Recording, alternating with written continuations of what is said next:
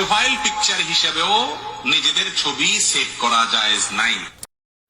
অথচ সবাই নিজেদের ছবি ফেসবুকে প্রোফাইল পিকচার হিসেবে ইউজ করে এই নাজায়েজ কাজটি করছেন।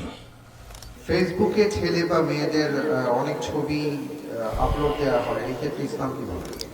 ছেলেদের ছবি তো আইডেন্টিটির জন্য দেওয়া যেতে পারে, যেহেতু প্রিন্ট হওয়ার আগ পর্যন্ত অনেক ওলামাদের মতে ছবি তোলা জায়েজ আছে, প্রয়োজনের ভিত্তিতে একটা প্রয়োজন, আইডেন্টিটির প্রয়োজন, পরিচিতির প্রয়োজন। কিন্তু মা বোনরা প্রোফাইল পিকচার হিসাবেও নিজেদের ছবি সেট করা জায়েজ নাই, কারণ ফেসবুক এখনো বাধ্যতামূলক করে নাই আপনাকে যে আপনার প্রোফাইল পিকচার দিতে হবে বা ফেসবুকে যেতে হবে, এমন কোনো ফরজ ওয়াজিব না।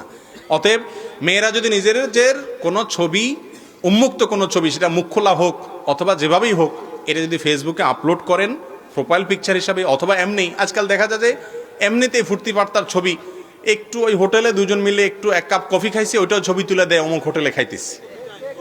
মানুষ এমন বেহায়া হয়েছে আজকাল যে আপনি যেভাবে কফির ছবি তুলে দিতেছেন, মনে হয় যে কফি আপনার 14 গোষ্ঠী চোখে দেখে নেই। কারণ যে সকাল বিকাল খায় সে তো এটা ছবি দেওয়ার কথা না ফেসবুকে।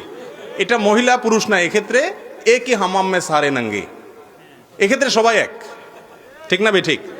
তো এই জন্য এই কাজগুলো করা যাবে না। বিশেষ করে মা বোনরা অনেক দায়িত্বশীল হতে হবে। আর ছেলেরাও অযথা সেলফি, আপনার ওই হোটেলে খায়া ছবি, আরে পরোটা একটা প্লেটের আছে ওইটাই ছবি তুলে দিয়ে দিতেছে, খাইতেছে, 14 গোষ্ঠী মনে হয় পরোটা চোখে দেখে নেই। এগুলো উচিত না, ভুল কাজ। জি।